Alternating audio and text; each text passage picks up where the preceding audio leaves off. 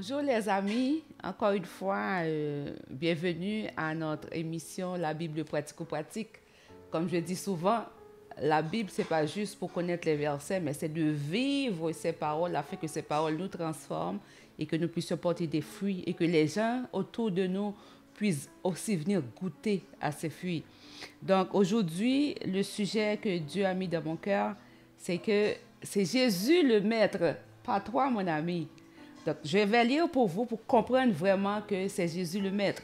Et parfois, comment on peut tomber dans le jugement. Parfois, comment on va passer à côté d'aimer quelqu'un que Dieu a choisi. Que vous allez passer à côté d'honorer quelqu'un que Dieu a choisi. Parce que, qu'est-ce qui arrive? Tu penses que tu es le Maître. Tu juges selon tes pensées. Tu juges selon tes propres fonds, mais tu n'es pas le Maître. Tu es un serviteur, tu es une servante. Donc, je vais lire pour vous dans Actes des Apôtres, chapitre 9, versets 10 à 18. Or, il y avait à Damas un disciple nommé Ananias.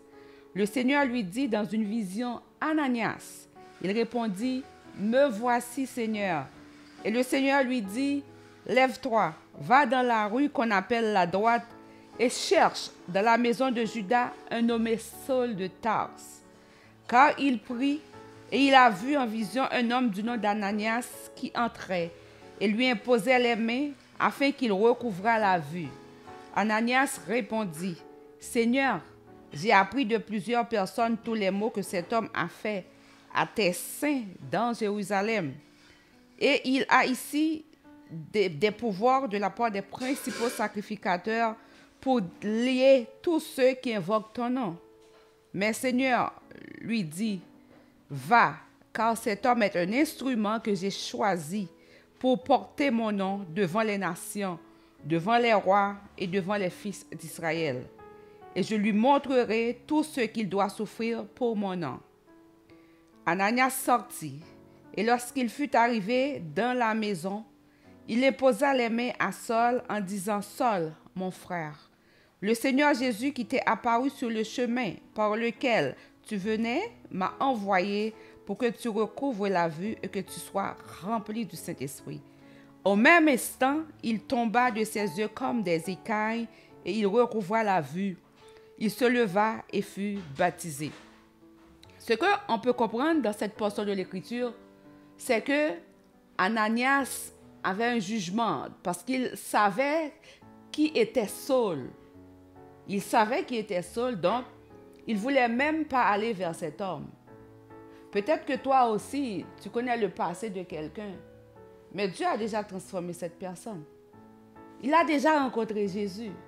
Mais Dieu veut que tu ailles vers cette personne, parce qu'il a déjà mis une onction en toi pour cette personne. Mais puisque tu es dans le jugement, tu refuses d'obéir. Mais je veux te dire, mon frère, ma soeur, c'est Jésus le Maître. Tu dois demeurer dans la prière pour que le Saint-Esprit puisse te révéler ce que Dieu veut faire, ce que Jésus veut faire. Ce n'est pas à toi de décider qu'est-ce que tu fais. Tu es un serviteur aussi, comme les autres.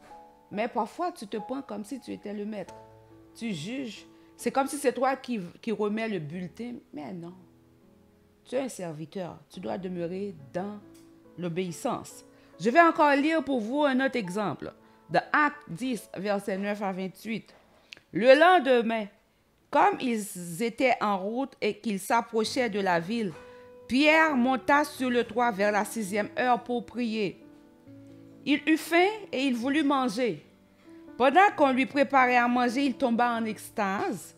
Il vit le ciel ouvert et un objet semblable à une grande nappe attachée par les 4 coins qui descendait et s'abaissait vers la terre, et où se trouvaient tous les quadrupèdes, et les reptiles de la terre et les oiseaux du ciel.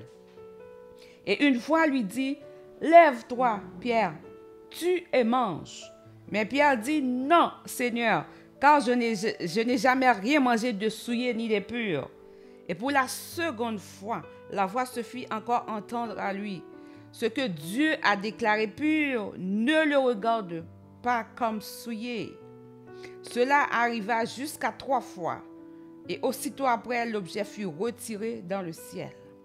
Tandis que Pierre ne savait en lui-même que penser du sens de la vision qu'il avait eue.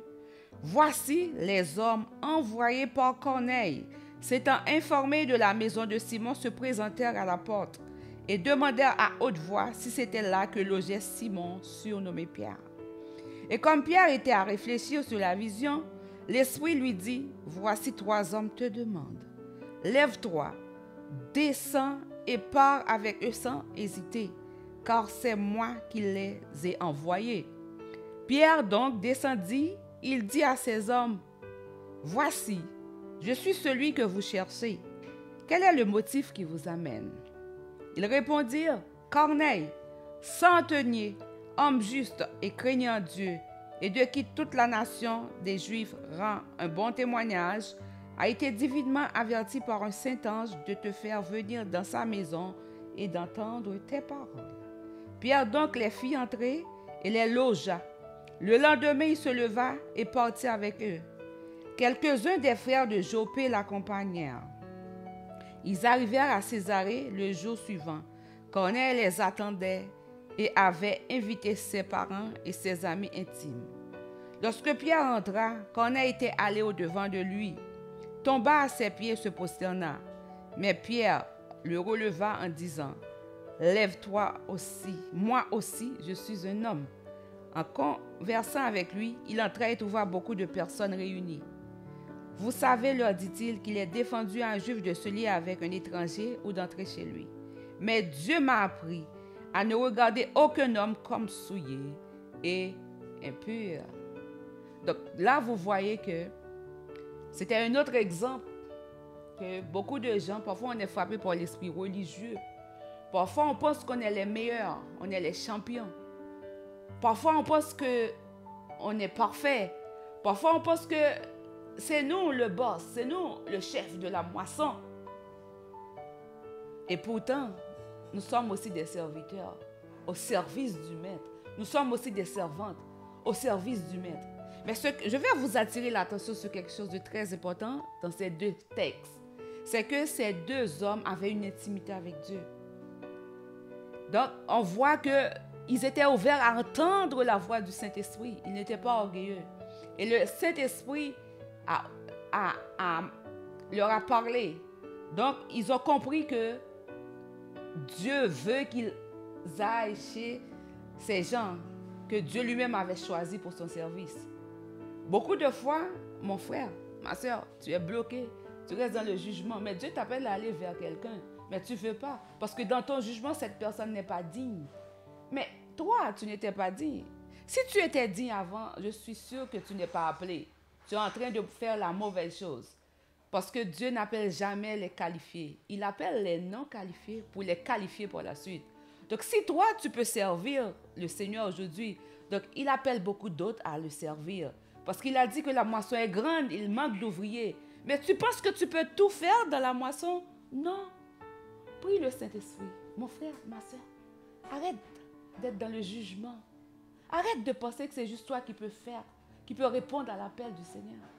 Prie pour qu'il te donne du discernement. Et comme ça, quand il va t'envoyer vers quelqu'un, tu ne vas pas regarder la personne comme impure. Tu ne vas pas regarder la personne comme coupable. Mais tu vas aller. Tu vas obéir. Et Dieu a déjà déposé quelque chose en toi pour ce frère, pour cette sœur. Mon frère, ma sœur, tu n'es pas le maître. Tu es un serviteur. Tu es une servante. Demeure dans l'intimité avec Dieu. Écoute le Saint-Esprit de Dieu. Et comme ça, tu vas être un serviteur obéissant, une servante obéissante. Et quand le maître viendra, ta récompense sera grande. Sois béni et à la prochaine.